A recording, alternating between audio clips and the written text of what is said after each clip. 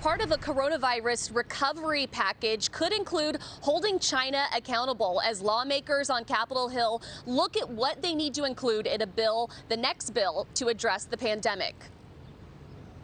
There has been not just a lack of transparency, but a very aggressive attempt at squelching important information that could have prevented the spread of this disease had China just been much more open and forthcoming with information. Now they're caught in it, and it's just going to bring on not just the wrath of the American people, but the entire country, the entire free world.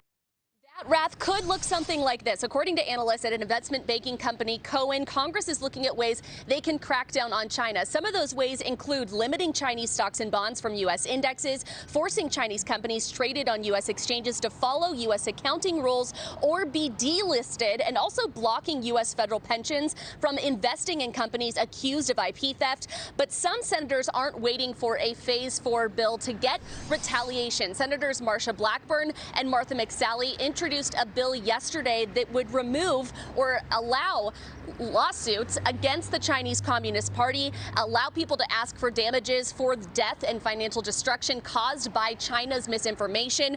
Senator Josh Hawley today in an op-ed in the New York Times calling for the U.S. to withdraw from the World Trade Organization, writing this, quote, "The only way to ensure to confront the single greatest threat to American security in the 21st century, Chinese imperialism, is to rebuild the U.S. economy and to build up the American worker. And that means reforming the global economic system. Abandoning the WTO is a start." The White House has said they're looking at payback for the misinformation that China peddled leading up to this pandemic. But the president telling Fox News at his town hall on Sunday that the threat of tariffs against China would be the ultimate punishment, but it's not something he's ready to back right now. The president today told reporters as he was leaving the White House that he wants transparency out of China, but also adds that he has not spoken to President Xi recently about this pandemic. So, Neil, it looks like the administration is looking at ways that they can retaliate against China, but what those ways look like are still up in the air for now. Neil?